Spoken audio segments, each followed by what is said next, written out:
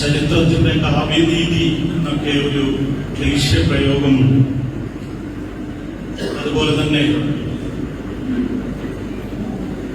ചരിത്രം പ്രായശ്ചിത്തം ചെയ്യുന്ന ഒരു ദിവസം കൂടിയാണ്. 1968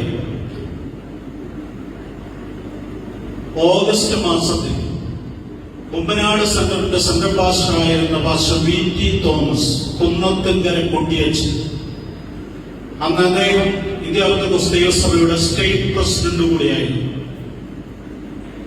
അദ്ദേഹം തന്നെ അമേരിക്കൻ സന്ദർശനം കഴിഞ്ഞ് നാട്ടിലേക്ക് മടങ്ങിയെത്തി. അദ്ദേഹം മടങ്ങി വരുമ്പോൾ അദ്ദേഹത്തെ ഒഴിവാക്കുവാനുള്ള വലിയൊരു ഗൂഢാലോചന കുമ്പനാട് ബംഗ്ലാവിൽ നടന്നുകൊണ്ടേയിരുന്നു. അങ്ങനെ നടന്ന ഗൂഢാലോചനയുടെ ഫലമായി പാസ്റ്റർ VT തോമസിനെ ആദ്യം സ്റ്റേറ്റ് പ്രസിഡന്റ് സ്ഥാനത്ത് നിന്ന് മാറ്റി. രണ്ടാമത് കുമ്പനാട് സംഘത്തിന്റെ സെക്രട്ടറി പാസ്റ്റർ സ്ഥാനത്ത് നിന്ന് അദ്ദേഹത്തെ മാറ്റി കെ എബ്രഹാമിന്റെ മകൻ പാസ്റ്റർ TS എബ്രഹാമിനെ ആ സ്ഥാനത്ത് വെക്കുവാൻ തീരുമാനമെടുത്തു. അദ്ദേഹത്തെ അറിയിച്ചില്ല.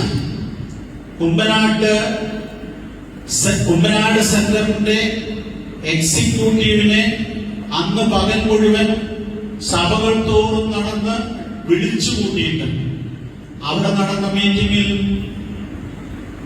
VT തോമസ് എന്ന കുന്നത്തുങ്കര കൊട്ടിയച്ചനെ അറിയിച്ചില്ല. അങ്ങനെ ഒരു മീറ്റിംഗ് നടക്കുന്ന കാര്യം സെൻട്രൽ പാസ്റ്റർ അറിയിച്ചില്ല. എന്നിട്ട് കുമ്പനാട് നടന്ന ആ സമ്മേളനത്തിൽ വെച്ച് അദ്ദേഹത്തെ സെൻട്രൽ പാസ്റ്റർ സ്ഥാനത്ത് നിന്ന് മാറ്റിയിട്ട് പാസ്റ്റർ TS എബ്രഹാമിനെ ആ സ്ഥാനത്ത് വെച്ചു.